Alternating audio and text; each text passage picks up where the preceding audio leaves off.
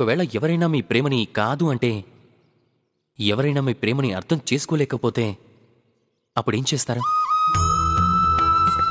కొందరు ముభావంగా మారతారు.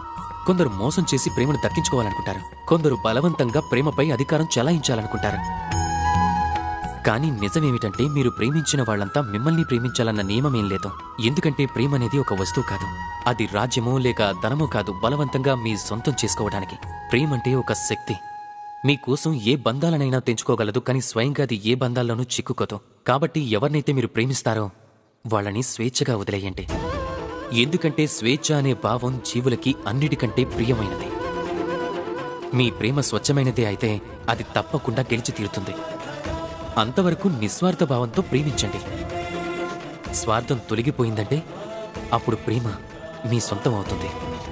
దానితో మనసు ఆనందమయమై అంటుంది, రాధా కృష్ణ.